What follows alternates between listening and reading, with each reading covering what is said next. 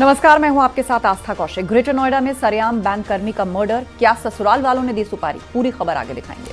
नमस्कार, मैं हूं आपके साथ मैं मनदीप। कहां बुलडोजर के काफिले में निकली बारात, ये खबर भी आगे आपको विस्तार से दिखाएंगे।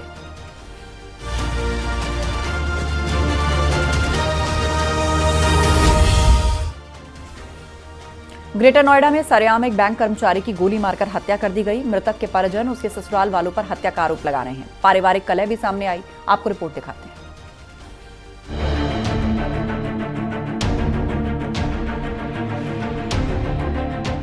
ग्रेटर नोएडा में सनसनीखेज वारदात, बैंक कर्मचारी की गोली मारकर हत्या। ग्रेटर नोएडा के थाना इकोटेक 3 इलाके में वारदात को अंजाम दिया गया। दिन दहाड़े हमलावर आए और बैंक कर्मी मंजीत मिश्रा पर फायरिंग कर दी। इसके बाद मंजीत मौके पर ही गिर गया, बाद में उसकी जान चली गई। घटना के बाद पूरे इलाके में सनसनी फैल गई। पुलिस को सूचना दी गई और पुलिस ने घटनास्थल पर पहुंचकर जांच पड़ताल शुरू की। मंजीत के घर वालों ने उसके ससुराल वालों पर हत्या का आरोप लगाकर पुलिस में तहरीर दी, जिसके बाद पुलिस ने मंजीत की पत्नी और साले को हिरासत में ले लिया। मूल रूप से बिहार के रहने वाले मंजीत गाजियाबाद के इंदिरापुरम में अपने परिवार के साथ रहते थे। वो बैंक में डेटा मैनेजर थे। इकोटेक 3 इलाके के डी पार्क के डेटा सेंटर के पास इस वारदात को अंजाम दिया गया। मंजीत सुबह के समय अपनी कार में सवार होकर डेटा सेंटर जा रहे थे, तभी बाइक में सवार होकर 2 बदमाश आए और उन्होंने मंजीत पर फायरिंग कर दी। इससे पहले कि वो कुछ समझ पाते, उनके सिर में गोली लग चुकी थी। वारदात के बाद हमलावर मौके से फरार हो गए। मौके पर मौजूद लोगों ने पुलिस को खबर दी। घटनास्थल से 100 मीटर की दूरी पर डी पार्क चौकी से पुलिसकर्मी मौके पर पहुंचे और मंजीत को अस्पताल ले गए, लेकिन डॉक्टरों ने मंजीत को मृत घोषित कर दिया। इसके बाद पुलिस ने मंजीत के घर वालों को सूचना दी। इस केस में पारिवारिक कलह भी सामने आई है। मंजीत ने 1 साल पहले दिल्ली की मेघा के साथ लव मैरिज की थी। ये बात भी सामने आई है कि शादी के समय से ही उनके घर वालों और ससुराल पक्ष के बीच मनमुटाव चल रहा था। पिछले साल जनवरी में ही दोनों की शादी हुई थी, लेकिन शादी के बाद से ही रिश्ते खराब होने लगे। शादी के महज 6 महीने के बाद मेघा ने अपना ससुराल छोड़ दिया और वो अपने मायके रहने चली गई। मंजीत और उसकी पत्नी का डाइवोर्स केस भी चल रहा था। थाने इकोटेक 3 पर सूचना मिली कि एक व्यक्ति, इसका नाम मंजीत मिश्रा है, उम्र लगभग 29 ईयर्स है और मूल रूप से वह इंदिरापुरम गाजियाबाद का निवासी है। उसकी हत्या हो गई है। परिजनों ने बताया कि मृतक और ससुराल वालों के बीच काफी समय से विवाद चल रहा था। इनकी शादी लगभग 1 साल पहले हुई थी और तभी से इनके बीच आपस में विवाद चल रहा था। मृतक के परिजनों द्वारा नामजद तहरीर ससुराल जरूर खिलाफ दी गई है। जल्द ही इसमें आरोपी की गिरफ्तारी सुनिश्चित की जाएगी। पुलिस की जांच में ये भी सामने आया है कि मंजीत ने अपने ससुराल पक्ष के लोगों के खिलाफ काफी समय पहले गाजियाबाद के एक थाने में धमकी देने का मामला दर्ज कराया था।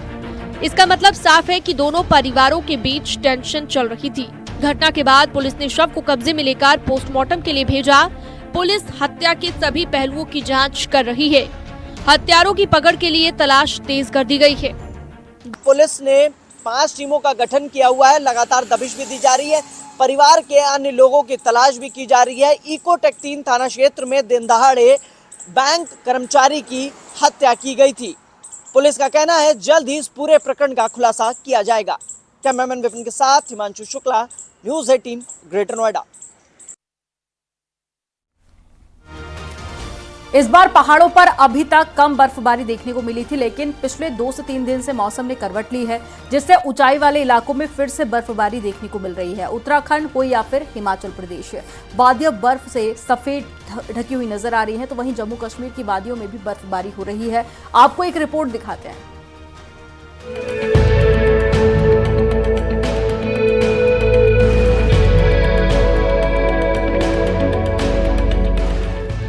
पहाड़ों में एक बार फिर मौसम ने करवट ले ली है। उत्तराखंड हो, हिमाचल प्रदेश हो या फिर जम्मू कश्मीर, ऊंचाई वाले इलाकों में बर्फबारी से मौसम बदला है। शीतलहर से ठंड में भी इजाफा हो गया है। उत्तराखंड की बात करें तो यहाँ बीते 2 दिनों में भारी बर्फबारी हुई है, जिसका काफी बेसब्री से इंतजार किया जा रहा था। बर्फबारी से कई जगहों पर सड़क मार्ग बाधित है। तस्वीरों में देखा जा सकता है गंगोत्री हाईवे से बर्फ हटाने का काम युद्ध स्तर पर जारी है। बीआरओ की टीम मशीनों की मदद से बर्फ हटा रही है। उत्तरकाशी के मुखबा में भी जबरदस्त बर्फबारी हुई है। बर्फबारी से पूरे इलाके में सफेदी छाई है। मुखबा मंदिर के आसपास भी बर्फ की परत चढ़ी हुई है। पूरी हर्षिल घाटी में बर्फ ही बर्फ नजर आ रही है। बर्फबारी के बाद कड़ाके की ठंड पड़ने लगी है।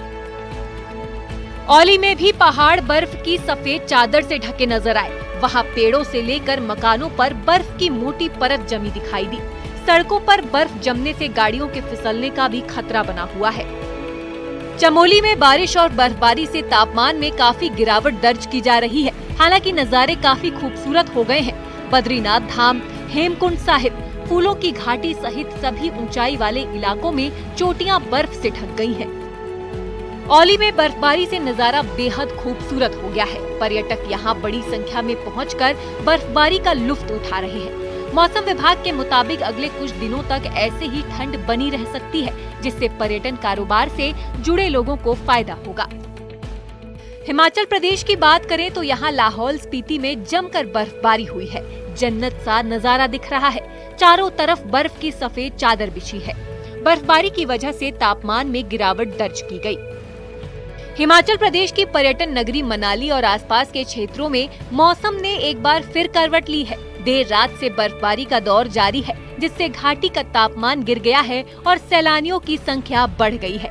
अटल टनल, सोलांग नाला और मनाली में बर्फबारी जारी है। हिमाचल प्रदेश के पर्यटन नगरी मनाली सहित आसपास क्षेत्रों में एक बार फिर से मौसम ने करवट लिया और उसके बाद यहाँ पर बर्फबारी का दौर आरंभ हो चुका है। इसमें मैं खड़ा हूँ सोलन वैली में और यहाँ की कुछ खूबसूरत तस्वीरें सबसे दिखाना चाहूंगा। आप देखिए किस तरह जो मनमोहक नजारा है। चारों तरफ जो है बर्फ की सफेद चादर यहाँ पर जो बिछी हुई है और ऐसे में जो सैलानी यहाँ पर पहुंचे वो भी यहाँ पर जो काफी प्रसन्न है और यहाँ पर आकर जो है बर्फ का लुत्फ लेते हुए नजर आ रहे हैं। हालांकि जिस तरह मौसम ने यहाँ पे करवट ली उसके बाद यहाँ पर जो तापमान में जो गिरावट देखी जा रही है, क्योंकि बीते कुछ में से देख रहे थे कि जिस तरह मौसम बिल्कुल साफ यहाँ पे चल रहा था तो उसके कारण जो है यहाँ पर जो है तापमान में भी वृद्धि होनी शुरू हो गई थी। लेकिन अब जिस तरह जो एक बार फिर से घाटी में मौसम ने करवट लिया और उसके बाद यहाँ पर जो बर्फबारी का दौर भी आरंभ हो चुका है, जिसके बाद अब जो यहाँ पे किसान बागवान है, चाहे पर्यटन कारोबार है, इसके साथ ही जो पर्यटक जो मनाली घूमने आए वे सभी यहाँ पर आकर जो काफी प्रसन्न और यहाँ पर आकर जो है वे बर्फ में जमकर मस्ती करते हुए भी नजर आ रहे हैं। बात कश्मीर घाटी की करें तो यहाँ भी मौसम की चाल बदली है। बारामूला में जमकर बर्फबारी और बारिश हो रही है। ताजा बर्फबारी से आम लोग बेहद खुश हैं। हाजीबल, तंगमर्ग, गुलमर्ग, राफियाबाद में भी बर्फबारी हुई। सड़क पर 4 से 5 इंच तक बर्फ है, जिससे लोगों को गाड़ियां चलाने में दिक्कत हो रही है। पहलगाम रोड पूरी तरह बर्फ से ढकी हुई है। जहां तक नजर जाएगी केवल बर्फ ही बर्फ दिखाई दे रहे हैं। प्रशासन लगातार बर्फ हटाने के काम में लगा हुआ है। कई इलाकों का संपर्क आपस में टूट गया है।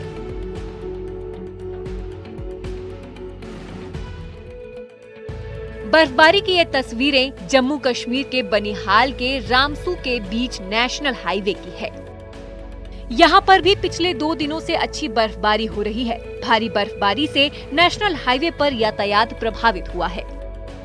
कश्मीर के दूसरे पहाड़ी इलाकों में भी बर्फबारी का दौर शुरू हुआ है। ये तस्वीरें कश्मीर के अनंतनाग की हैं, जहाँ अच्छी बर्फबारी देखी जा रही है। कटरा में वैष्णो देवी के त्रिकुट पर्वत और भवन में बर्फबारी हुई। बर्फबारी से श्रद्धालुओं के चेहरे खिल गए। पुंछ में भी बर्फबारी देखने को मिली। पहाड़ों पर बर्फ बिछी हुई है। डोडा और भद्रवाह में भी बर्फबारी हुई है। स्नोफॉल के बाद कई जगह रास्ते बंद हैं। जहां एक तरफ बर्फबारी राहत लाई है तो वहीं स्थानीय लोगों की मुसीबतें भी बढ़ी हैं। Bureau report, news 8।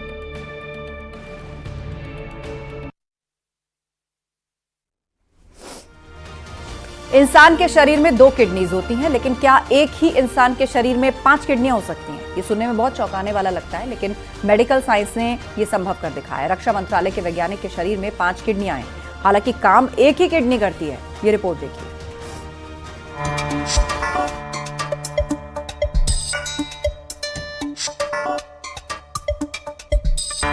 आधुनिक टेक्नोलॉजी और रिसर्च के दम पर मेडिकल साइंस लगातार नई नई ऊंचाई छू रहा है। इसी का नतीजा है कि जटिल बीमारियों का भी इलाज संभव हो रहा है। फरीदाबाद के अमृता हॉस्पिटल में एक बेहद ही दुर्लभ मामला आया, जो किडनी ट्रांसप्लांट का है। हमारे स्वस्थ शरीर के लिए वैसे तो हर अंग का बेहतर ढंग से काम करना जरूरी है, लेकिन किडनी ऐसा अंग है जो हमारे शरीर को स्वस्थ रखने में बड़ा रोल निभाता है। हर इंसान के शरीर में 2 किडनी होती है। क्या आपने कभी सुना है कि किसी इंसान के शरीर में 5 किडनियां हैं? ये सुनने में बेहद ही चौंकाने वाला है, लेकिन ये सच है। अमृता हॉस्पिटल में एक शख्स का किडनी ट्रांसप्लांट किया गया, जिससे उसके शरीर में अब 5 किडनियां हैं। लेकिन इन 5 किडनियों में 1 किडनी ही काम करती है। रक्षा मंत्रालय के वैज्ञानिक देवेंद्र बरलेवार का तीसरी बार किडनी ट्रांसप्लांट हुआ है। बरलेवार को किडनी एक ब्रेन डेड किसान के परिवार की मंजूरी के बाद मिली, जिन्होंने अंगदान करने का फैसला किया था। ये प्रक्रिया 4 घंटे की थी और पूरी तरह सफल रही। बरलेवार किडनी ट्रांसप्लांट के रिपीटेड रिसिपिएंट बन गए। ऐसे केसेस होते हैं, हमारे यहाँ गंगाराम हॉस्पिटल में भी ऐसे केसेस हुए हैं जिनको 3, 4, 5 बार किडनी ट्रांसप्लांट हुआ है जरूरत के तहत।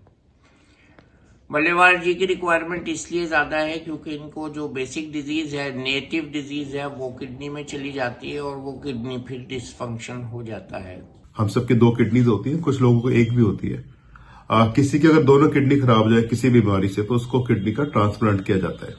ये बहुत कॉमन प्रोसीजर है और किडनी खराब होने के बहुत सारे कारण हो सकते हैं। क्रॉनिक बीमारी जिसकी डायबिटीज है या ब्लड प्रेशर का हाई होना या और किसी वजह से भी किडनी खराब हो सकती है। ऐसे में नॉर्मली जब एक लिमिट से बाहर जाता है तो हमें किडनी ट्रांसप्लांट करनी पड़ती है, जिसे इस केस में भी किया गया। कहना गलत नहीं होगा कि देवेंद्र को तीसरी बार नया जीवन मिला है। देवेंद्र को लंबे समय से क्रोनिक किडनी की बीमारी थी। पहली बार साल 2010 में इनकी किडनी ट्रांसप्लांट हुई, जो इनकी मां ने इन्हें दी थी, लेकिन वो किडनी 1 साल ही चल पाई। देवेंद्र को 1 साल बाद फिर से डायलिसिस की जरूरत पड़ने लगी, जिसकी वजह से साल 2012 में दूसरी किडनी ट्रांसप्लांट करवानी पड़ी। देवेंद्र के किसी रिश्तेदार ने उन्हें किडनी दी थी। इस किडनी ने उनका 10 साल तक साथ दिया, लेकिन उन्हें कोरोना वायरस ने भी अपनी चपेट में ले लिया, जिसकी वजह से फिर ये डायलिसिस की नौबत आ गई। लेकिन इस बार कोई भी जीवित डोनर उपलब्ध नहीं था। एक शरीर में 5 किडनियां कैसे संभाल सकती हैं? पहली बात तो ये है कि जो किडनी बीमार हो जाती है उसका साइज श्रिंक हो जाता है, 9 सेंटीमीटर से श्रिंक करके 2 या 3 सेंटीमीटर हो जाता है और वो लंबर एरिया में रह जाती है। जो ट्रांसप्लांटेड किडनी है वो पेल्विक एरिया में ट्रांसप्लांट होती है, जो नीचे होता है। उसमें सबसे बड़ा चैलेंज ये होता है कि हम उसमें किडनी के लिए भी ब्लड सप्लाई देते हैं और फिल्ट्रेशन के लिए भी ब्लड सप्लाई देते हैं।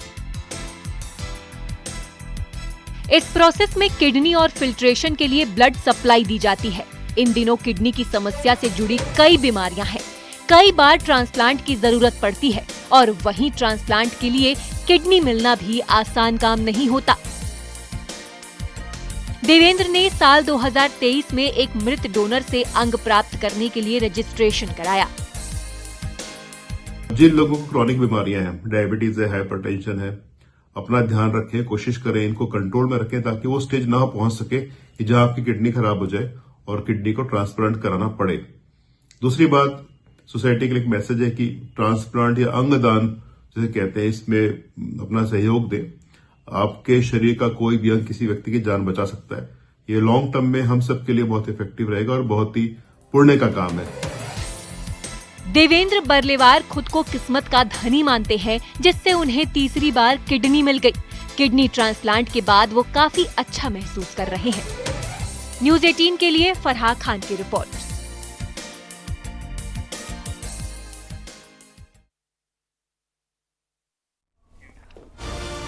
और यहाँ पर वक्त हो गया एक छोटे से ब्रेक का। जल्द लौटेंगे कुछ और खबरों के साथ।